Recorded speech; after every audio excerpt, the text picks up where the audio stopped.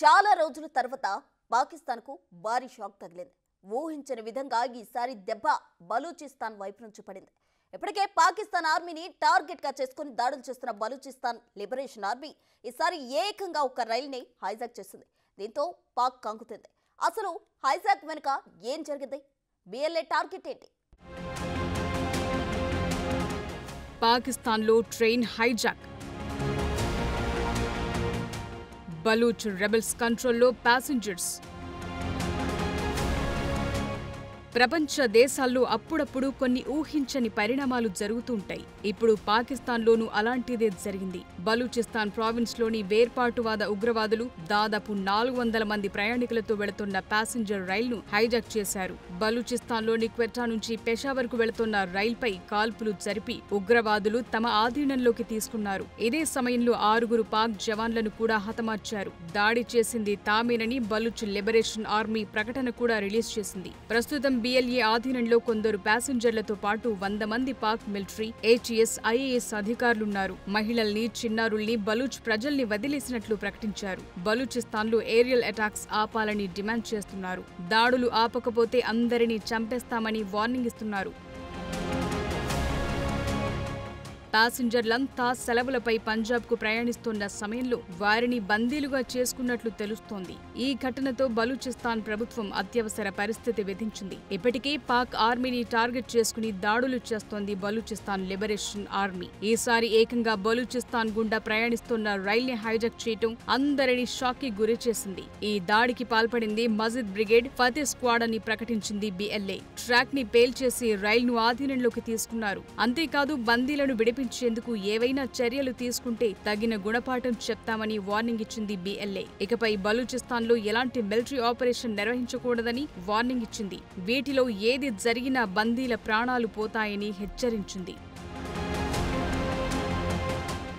బలూచిస్తాన్ ప్రాంతాన్ని ఆక్రమించిన పాక్ ఆర్మీ జవాన్లు వెంటనే తమ చోటును విడిచి వెళ్లాలని బలూచిస్తాన్ లిబరేషన్ ఆర్మీ డిమాండ్ చేస్తోంది. ఇదే పాక్ ఆర్మీకి లాస్ట్ ఛాన్స్ అని, లేదంటే బందీల మరణాలకు పాక్ ఆర్మీనే కారణమవుతుందని అల్టిమేటం ఇచ్చారు. కొన్నేళ్లుగా బలూచిస్తాన్ లిబరేషన్ ఆర్మీ పాకిస్తాన్ నుంచి స్వాతంత్ర్యం కోసం డిమాండ్ చేస్తోంది. పాకిస్తాన్తో పాటు చైనాపై దాడులకు పాల్పడనున్నట్లు ప్రకటించడం ఇప్పుడు హాట్ టాపిక్ గా మారింది. ఇందుకోసం బలూచ్ నేషనల్ ఆర్మీ అనే ఏకీకృత సంస్థను ప్రకటించిన కొన్నాళ్లకే రైల్ హైజాక్ ఘటన చోటు చేసుకోవటం సంచలనంగా మారింది. కొన్నేళ్లుగా వేర్పాటువాదుల తిరుగుబాటుతో బలూచిస్తాన్లో ఉగ్రవాద దాడులు జరుగుతున్నాయి. ఇదే నెలలో ఖుజ్దార్ జిల్లాలో జరిగిన ఐఈడీ పేలుడులో 5 ప్రాణాలు కోల్పోయారు. ఈ హైజాక్ ఘటనతో పాక్ ప్రభుత్వం ఉలిక్కిపడింది. బందీలను విడిపించేందుకు చర్యలు చేపట్టింది.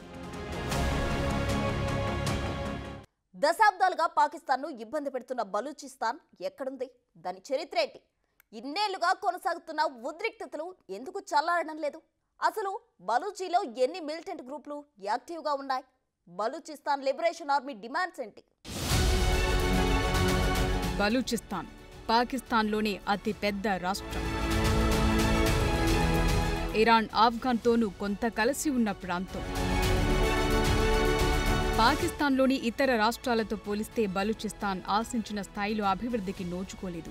ఈ ప్రాంతంలోని ఎక్కువ భాగం నైరుతి పాకిస్తాన్లో ఉంది. పాక్ విస్తీర్ణంలో 44% పైగా ఉన్నప్పటికీ అతి కొద్ది మంది జనాభా మాత్రమే అక్కడ నివసిస్తున్నారు. తిరుగుబాటు, తీవ్రవాదం, మానవ హక్కుల ఉల్లంఘనల లాంటివన్నీ బలూచిస్తాన్ చరిత్రలో కలిసి ఉన్నాయి. అరేబియా సముద్ర తీర ప్రాంతం, ఇరాన్, ఆఫ్ఘనిస్తాన్లతో సరిహద్దులు కలిగి ఉంది బలూచిస్తాన్. శతాబ్దాలుగా ఈ ప్రాంతంలో మనుగడ సాగించిన బలూచ్ తెగ పేరు మీదే బలూచిస్తాన్ అనే పేరొచ్చింది. పొరుగున ఉన్న ఇరాన్, ఆఫ్ఘనిస్తాన్లోనూ బలూచ్ జాతికి చెందినవారున్నారు. సహజ వనరులు, సహజ వాయు నిక్షేపాలు సమృద్ధిగా ఉన్న బలూచిస్తాన్లో వనరులు పుష్కలం. అయితే బలూచిస్తాన్ను స్వతంత్ర దేశంగా మార్చాలనే లక్ష్యం కోసం దశాబ్దాలుగా పాకిస్తాన్, ఇరాన్ దేశాల్లోని కొన్ని గ్రూపులు పోరాడుతున్నాయి. సీమాంతర ఉగ్రవాదంతో మరోసారి ఉద్రిక్తతలు తలెత్తాయి.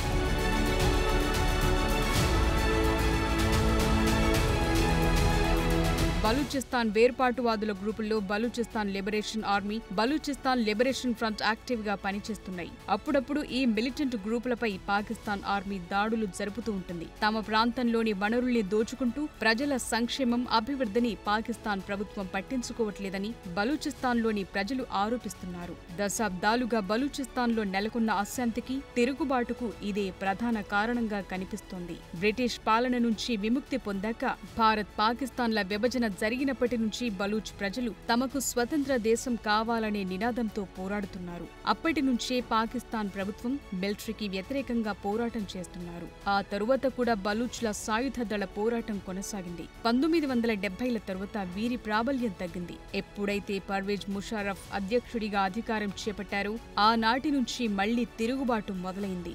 ముషారఫ్ ఈ తిరుగుబాటు అణచివేతకు కఠిన నిర్ణయాలు తీసుకున్నారు. ఆ సమయంలోనే ప్రముఖ బలూచ్ నాయకుల హత్యలు అత్యంత వివాదాస్పదంగా మారాయి.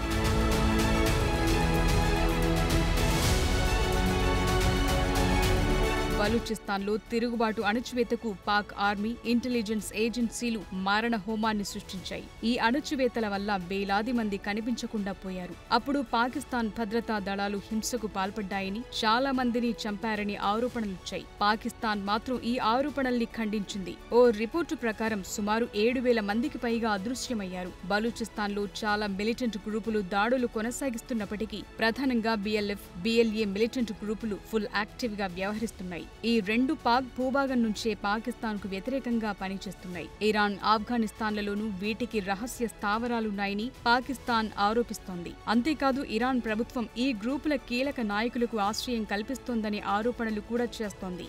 గత 3 ఏళ్లుగా BLA, ది పాకిస్తానీ తాలిబాన్ గ్రూపులు సంయుక్తంగా దాడులు చేస్తున్నాయని పాకిస్తాన్ వాదిస్తోంది. పాకిస్తానీ తాలిబాన్ సంస్థ ఆఫ్ఘాన్, పాకిస్తాన్ సరిహద్దుల్లో పనిచేస్తున్న చాలా గ్రూపుల వెనుక ఉంది. దాంతో BLA మిలిటరీ గ్రూప్ ని నియంత్రించడం పాకిస్తాన్ కు సవాల్గా మారింది. ఇటీవలి కాలంలో BLA దాడుల తీవ్రత పెరిగింది. బలూచిస్తాన్లోని పాకిస్తాన్ భద్రతా దళాలనే కాకుండా ఆ ప్రాంతంలో చైనా భాగమైన పలు ప్రదేశాలను లక్ష్యంగా చేసుకుని దాడులకు పాల్పడుతోంది. బలూచిస్తాన్లోని గ్యాస్ ప్రాజెక్టులు, మౌలిక సదుపాయాలు, సెక్యూరిటీ పోస్టులను లక్ష్యంగా చేసుకుని BLF మిలిటెంట్ గ్రూప్ తరచూ దాడులకు దిగుతోంది. ఇప్పుడు ఏకంగా రైల్ని హైజాక్ చేయటం సంచలనంగా మారింది.